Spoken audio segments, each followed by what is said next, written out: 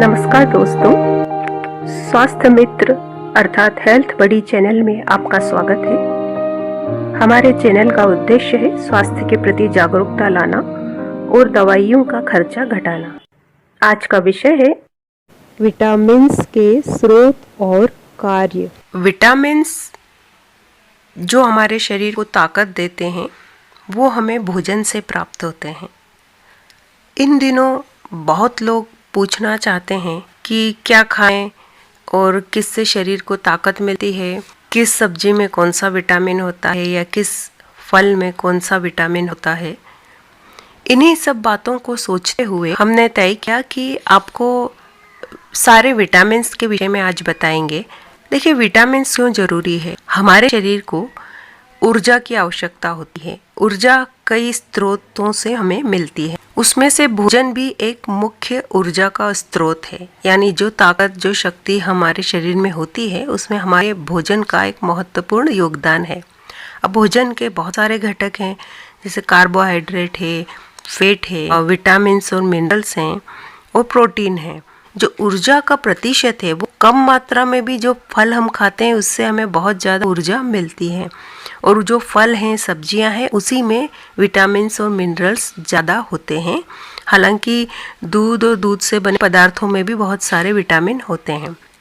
तो ये तो हो गई कि विटामिन से हमें क्या मिलता है, पर जो ऊर्जा मिलती है उसका उपयोग शरीर में क्या होता है।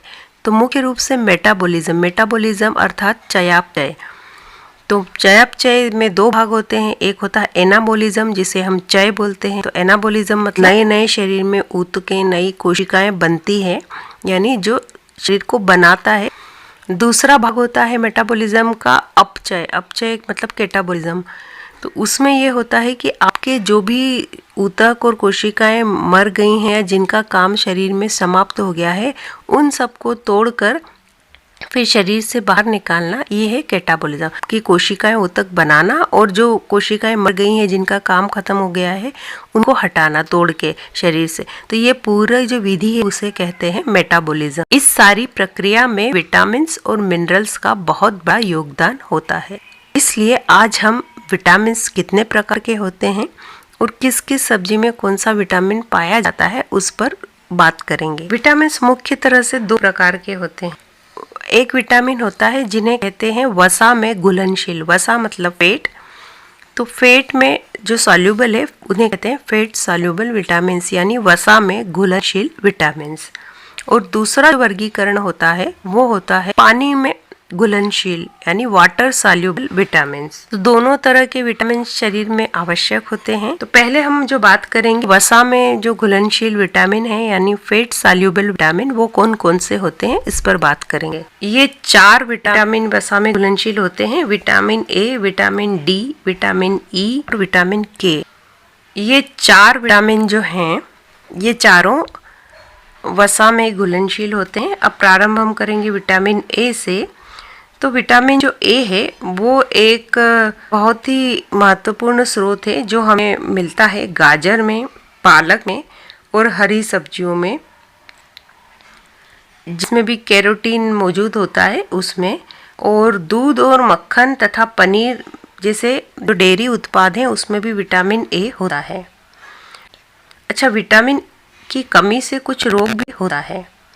अब विटामिन डी की बात करें तो इसको कैल्सीफेरॉल भी कहा जाता है, और इसका जो स्रोत मुख्य रूप से छाछ है। छाछ में विटामिन डी अच्छा होता है। कॉड लिवर ऑयल आता है उसमें अच्छा होता है।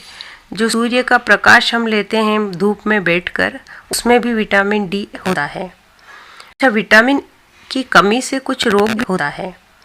तो जैसे बच्चों में विशेषकर, चूँकि ये कैल्शियम को बनाने में मदद करता है विटामिन डी, तो बच्चों में रिकेट्स करके जो बीमारी है होता है। तो विटामिन डी बहुत महत्वपूर्ण है। अब अगले विटामिन की जो हम बात करेंगे, विटामिन ई। इसका जो स्रोत मुख्य रूप से सोयाबीन तेल, गेहूं के बीज का तेल, चावल के बीज का तेल। अब अगले विटामिन की जो हम बात करेंगे, विटामिन के। इसका जो स्रोत मुख्य रूप से पालक, हरी सब्जियां और आंतों में रहने वाला बैक्टीरिया के द्वारा बनाया गया विटामिन के। अच्छा, विटामिन की कमी से कुछ रोग क्लॉटिंग टाइम बढ़ा देता है। तो क्लॉटिंग देर से होगा तो आपको रक्तस्राव ज़्यादा होगा, तो जिसे कहते हैं ब्लड पतला हो गया, सामान्य भाषा में कि खून पतला हो गया, तो ये वो विटामिन के की कमी से होता है। अब हम पानी में घुलनशील विटामिनों की बात करें।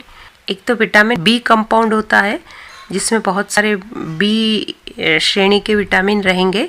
दूसरा फॉलिक एसिड होता है। तीसरा एस्कॉर्बिक एसिड होता है। विटामिन बी कंपाउंड की बात करें तो विटामिन बी कंपाउंड में बहुत सारे जो विटामिन हैं उसके नाम हम दे रहे हैं।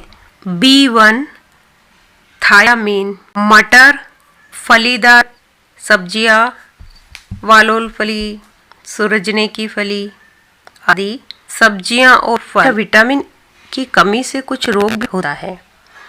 B2 राइबोफ्लेविन, दूध और सब्जियां। B3 निकोटिनिक एसिड, दूध, चावल, आलू और सब्जियां। B6 पायरिडॉक्सिन, खमीर, दालें, फलीदार सब्जियां, दूध व दूध के उत्पाद। B8 पेंटोथेनिक एसिड, खमीर, गेहूं, मूंगफली, दूध। B12 साइनोकोबालामीन, दूध, फलीदार सब्जियां, कुछ मात्रा में फलीदार सब्जियों में भी पाया जाता है। फॉलिक एसिड हरी पत्तेदार सब्जियां, गोभी, पालक, सभी हरी सब्जियों में पाया जाता है। विटामिन सी एस्कॉर्बिक एसिड खट्टे फल, नींबू, टमाटर तथा आलू और हरी सब्जियों में भी पाया जाता है। आंवले में भी पाया जाता है। आपके यदि कोई अन्य प्रश्न है स्वास्थ्य संबंधित, आप निसंकोच हमें लिखें। हमें बहुत ही प्रसन्नता होती है यदि हम आपके किसी भी काम आ सके स्वास्थ्य संबंधित समस्याओं में। आप में से बहुत से लोग चाहते हैं कि अपने परिवार के स्वास्थ्य की रक्षा वो स्वयं करें।